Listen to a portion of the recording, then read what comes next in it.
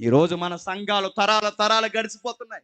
మన పెద్దలు మన ముందే కళ్ళ ముందు వాళ్ళ వయసు అయిపోతుంది.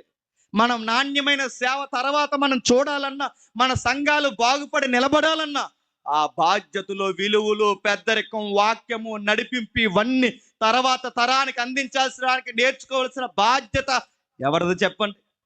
ఈ యవనస్తుల క్రిస్మస్ చేస్తున్న వారిని గుర్తుపెట్టుకోవాలి. అవుట్లు పేల్చామా, బాంబులు వేసామా, కేకులు ఇచ్చామా, ఎగిరామా, తిన్నామా, గెంతులేసామా కాదు.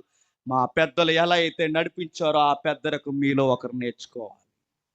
ఇక్కడ చక్కటి పెద్దరికం ఎవరైతే నడిపిస్తున్నారో వాక్య బోధన అది మీలో ఎవరో ఒక పిల్లలు నేర్చుకోవాలి. ఎందుకంటే వాళ్ళ నేడో రేపో ఆ పరమ తండ్రి పిలుపునందుకుని వెళ్ళిపోయిన తర్వాత వాళ్ళు వెళ్ళిపోయిన స్థానిక సంఘమా మీకు మేమున్నామన్న ధైర్యం మీ దగ్గర నుంచి ఉండాలి. మీరు డ్యాన్సర్కి తప్ప దేనికి పనికిరారంటే సంఘం మీతోనే ఆగిపోతుంది. గుర్తుపెట్టుకోండి.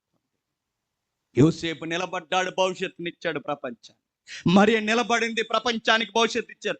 వాళ్ళిద్దరు నిలబడ్డారు కనుకే ఈ రోజు వరకు ఈ మండపం కింద మనం కూర్చుని క్రిస్మస్ చేసుకుంటున్నాం.